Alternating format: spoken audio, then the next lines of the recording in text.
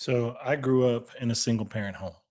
And one of the byproducts of having a single parent is that they have to work a lot. So they're not always around and available. So you're left to your own devices to figure out what's going on and to solve problems, which typically that was the case for me. As a result, I had the luxury of coming up with creative ideas. And one of those ideas I stumbled across was the idea of using the opposite of what you know. Often we don't have a starting point, and sometimes that starting point can be reverse engineered by working backwards and choosing the opposite of what you've been trying to see if a new result emerges. And I'm certain this is something you're familiar with or have stumbled across in your own personal life, or maybe you've been trying to achieve something and working really hard doing one thing, and then you flip it and move in a different direction, and all of a sudden, bam, a new path has kind of emerged for you. Epictetus says that in some ways, uh, what assistance can we find in the fight against habit? Try the opposite. Ryan Holiday, in his book, The Daily Stoic, talks about how the fans of the TV show Seinfeld might remember the episode called The Opposite, which in which in which George Costanza magically improves his life by doing the opposite of what he normally does. Jerry Seinfeld told him, if every instinct you have is wrong, then your opposite instinct happens to be right. The larger part here is that sometimes our instincts get stuck and bound up and bad patterns emerges that push us further away from kind of our natural healthy selves. When the Buddha talks about balancing opposites as finding the middle way, he means that we're trying to find understanding through interdependence, through connection. In the Bhagavad Gita, we're asked to assume equal pleasure and pain, winning and losing, victory and defeat, that we become people who can hold both of these things simultaneously. And when I consider the practice from this approach, I can certainly see the value in which it offers, reducing us from being overly dramatic and taking things to the extreme. We can find peace regardless of the conditions. It doesn't mean that I love everything that's happening, but I'm capable of dealing with it a lot more easily. As a whole, this is how you and I begin to develop our muscles for empathy to situations and others in the world. When we're comfortable with all aspects of ourselves, we can be comfortable with that in others, and we'll all be better for it. Begin to turn your gaze inwards for practice. If that is not comfortable, then rest your gaze slightly out in front of you, kind of fixed on a spot that doesn't move and doesn't distract you from the practice. And so, and that gives us a little bit of our table setting for today. I always think of closing the eyes as flipping a switch almost that tells my body we're doing something different. You've had a full day in front of you for most of us, dealing with life, whatever situations you may have encountered throughout the day, good, bad, indifferent. Now, as we come to almost pause or put the brakes on the doing, flipping the switch to the being, setting our gaze to a place where we begin to kind of just see ourselves a little differently. And maybe we bring a corresponding attitude of willingness and openness and patience to maybe release a bit of rigidity that sometimes exists within the dialogue of the mind. That way we make room for learning and exploring or even seeing things a little bit differently versus thinking we need to clear our mind of thinking. We become students of the mind, learning its patterns and its changing ways. And in that learning, we find our peace. Today's practice is going to focus us around this idea of opposites, that there's this dance constantly going on of opposites. that we'll explore throughout the practice. And the first place that you can begin to see that as energy in your body is by bringing your attention to the movement of the breath. Prior to me directing your attention to your breath, your body has been actively breathing itself with no intervention from you. As your attention rests here, try to feel that breath in your body.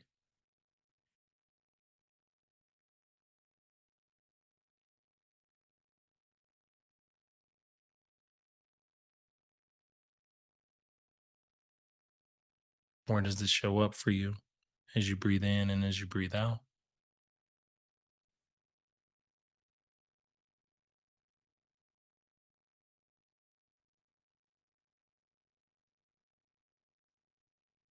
In this particular case, not trying to change or influence it, even though that may happen,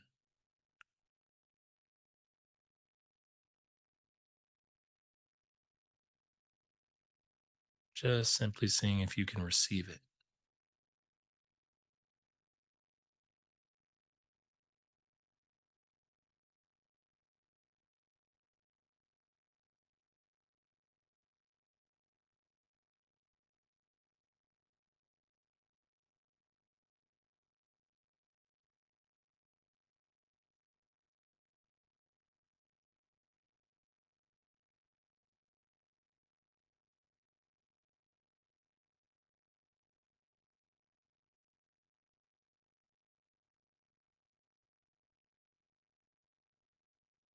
One of the things you'll notice as you're observing the breath is that idea I started off with about opposites.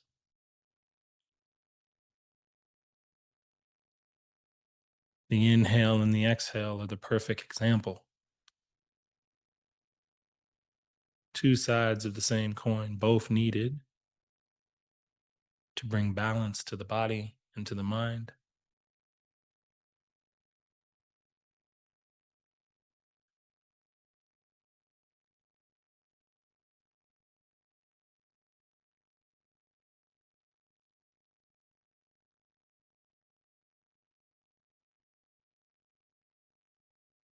In moments where I have your attention focused in one place, it can be easy for the mind to slip into thinking or to get distracted by a feeling or maybe something left over from earlier in the day.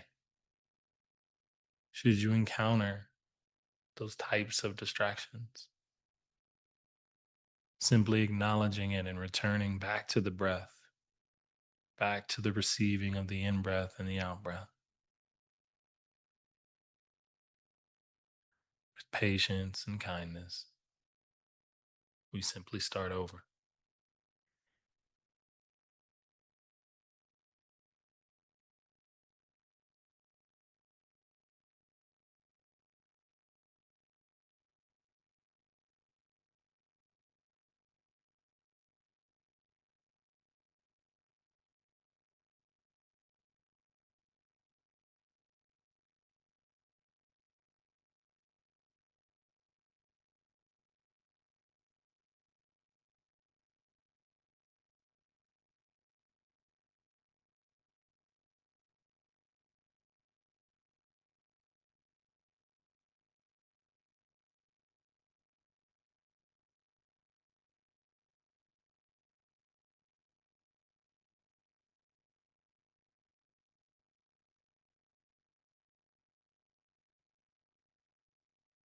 As you've been sitting with and observing the breath moving in and moving out,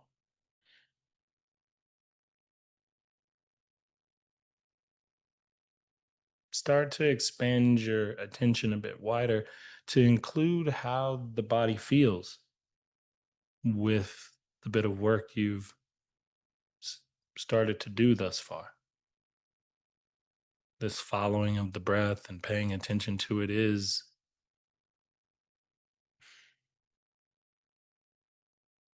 a part of the overall sense and feeling tone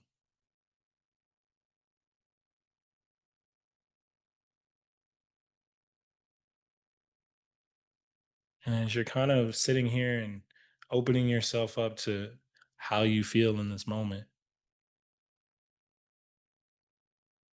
keep the idea of being willing to receive all that's arising or all that's appearing in this moment. Staying connected to the idea that we're working to be open to the full experience of what comes up, rather than weighing the scales towards good or bad or other language words like that. We receive the opposites that arise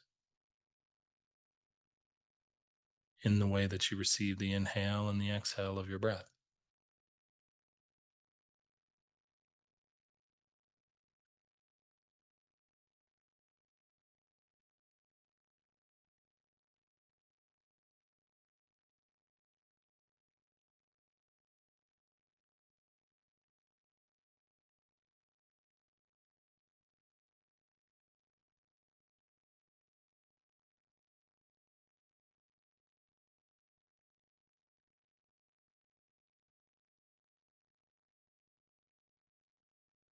Feeling into the body now, noticing how, as your mind sits here and observes all that's kind of passing in front of it and through it,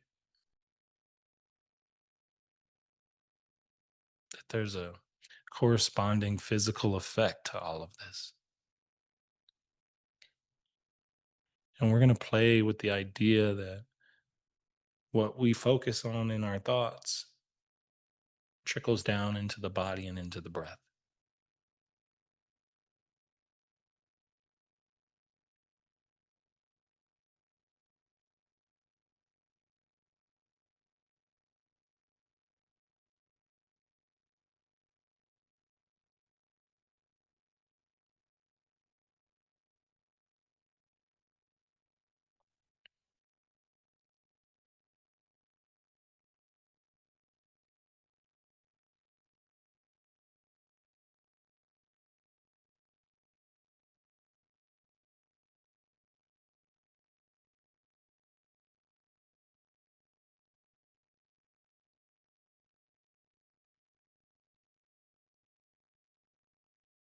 Beginning to let your mind reflect throughout the course of the day and recall a moment today that stands out to you. Doesn't have to be a great moment, doesn't have to be a bad moment, but I just want the thing that is most pertinent to you thus far that's happened today. We all have one or two things that, when we think about the day, kind of can sum up the day, or maybe it started a tone for the day that followed you throughout it. And as you kind of let your mind open to this idea, keep it open in a way that you not only think it, but you also look with your attention to see how you can feel it. Notice the way that your breathing is affected by the thinking and the feeling of this moment. And see if you can make a connection in your body to this experience, good, bad, or indifferent.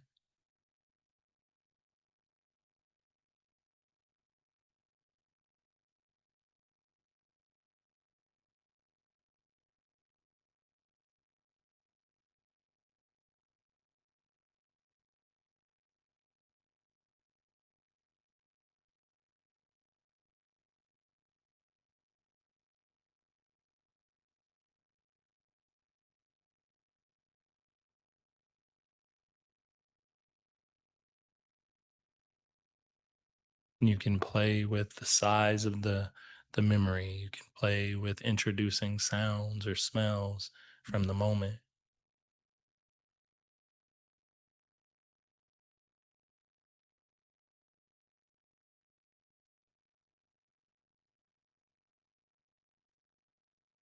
Really trying to connect to where you feel this in the body. And as you draw closer to that sensation in the body, you can let the memory fall to the back and kind of just stay with what's happening in the body as sensation, as physical energy moving through you.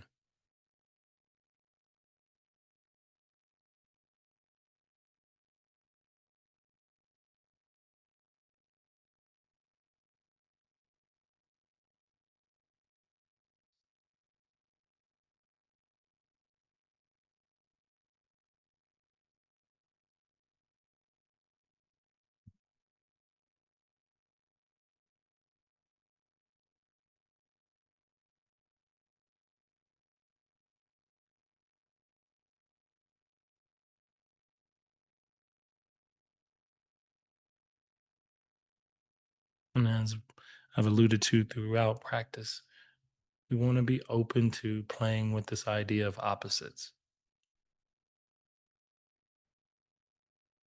So now begin to invite the opposite of that thought, whatever it was that you were working with, I should say.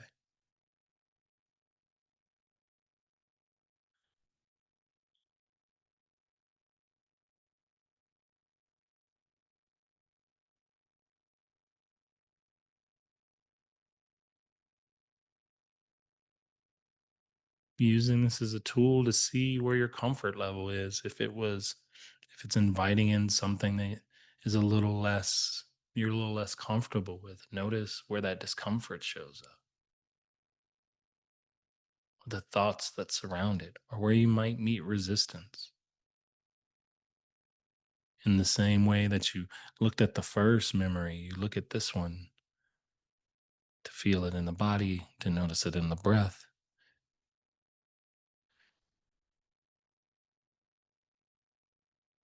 to find where these two ideas physically contrast one another.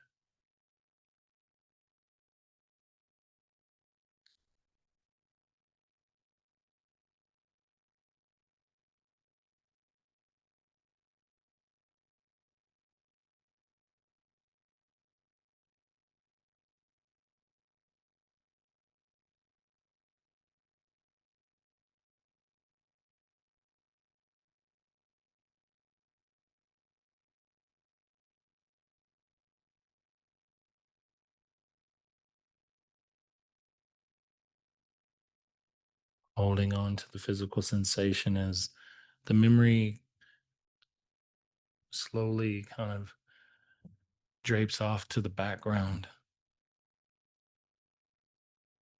looking to try to get a sense for where your original thought exists in your body and where its opposite exists.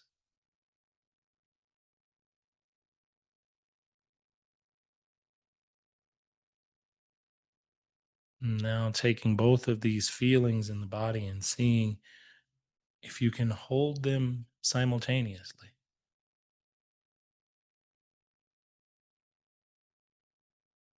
looking to see what happens when we try to bring this idea of equanimity into the moment.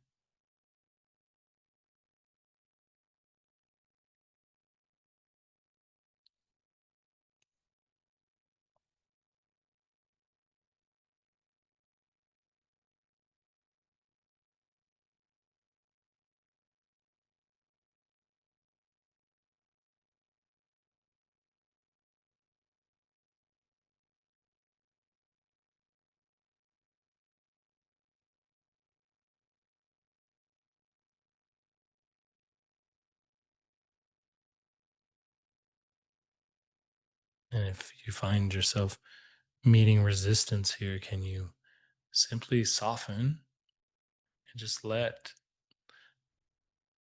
both kind of be? It's as if you're just dropping back into the space that's allowing all of this to occur.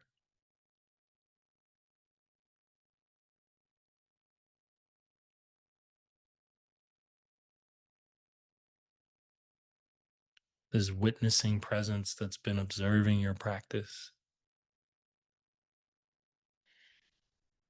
that has provided a bit of consistency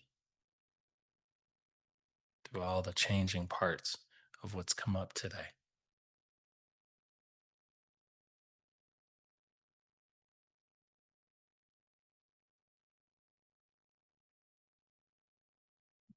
A reminder that, in spite of every object that changes in your meditation practice, there is always a constant theme of witnessing it, of steadiness, of spaciousness.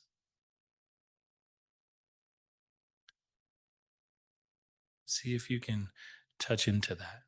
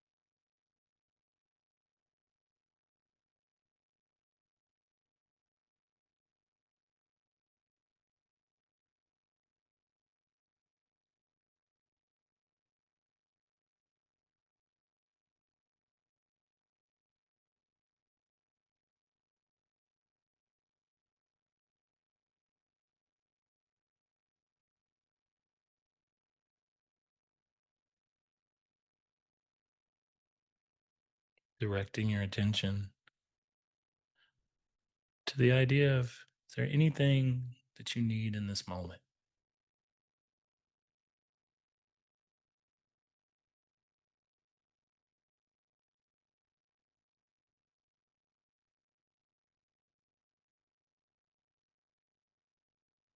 Is there any sense of being a bit kinder to yourself? Or even offering a bit of compassion to yourself for this moment, for anything that might have come up in practice or that you're sitting and holding today?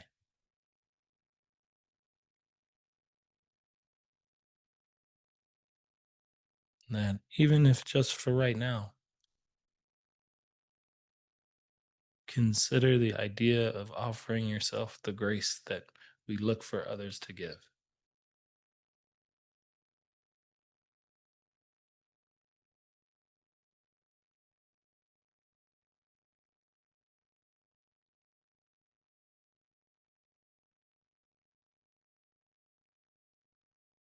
knowing that in this moment, everything you need is here in some capacity to experience or explore.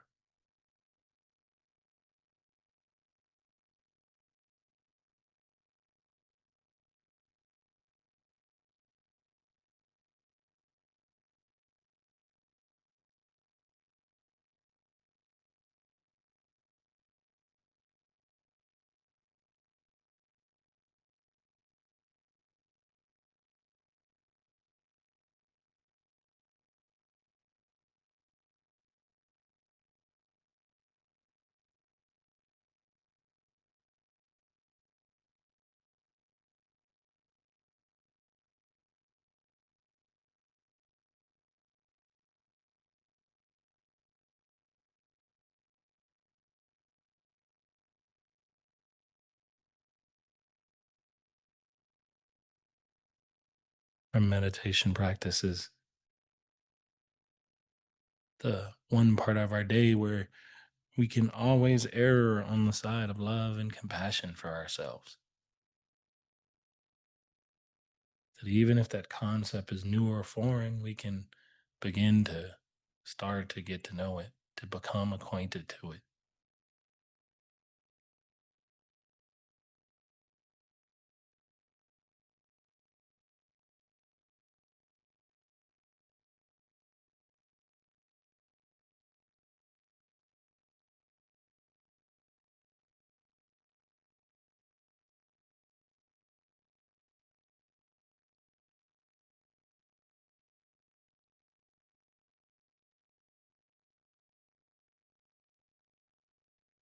letting your attention find its way back to observing the breathing of your body, the inhale and the exhale, the rise and the fall of each in and out breath.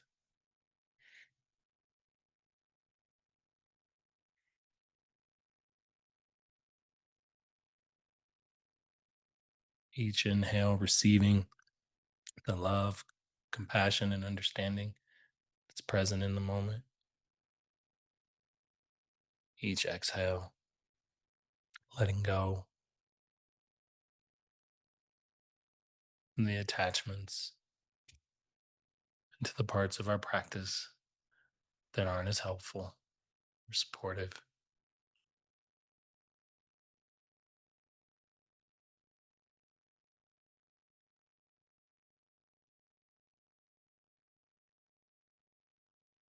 Settling into the idea that it's okay because we get to begin again as the next breath starts again. So, too, is a new moment for us to start again.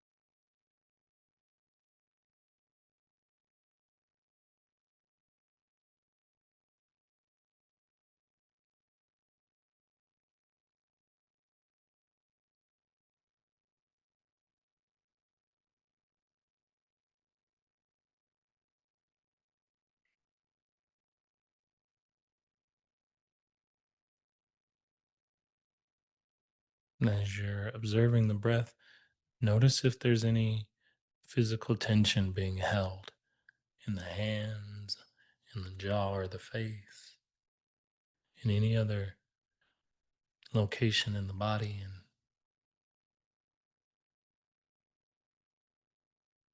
see if with the next few exhales, you can invite in a bit of softness to that tension,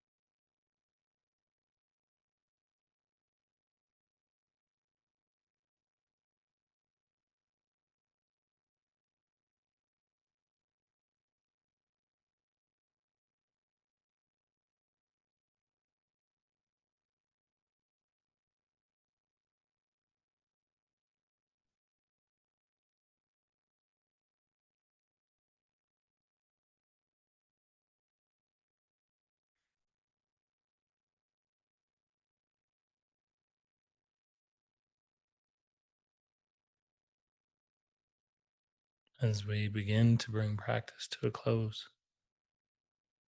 Take this last minute or so just to give yourself a bit of self gratitude and support for showing up and taking this journey with yourself today. Every day is a new opportunity to explore and to learn, but it all starts with the willingness and a faith to be present for this time.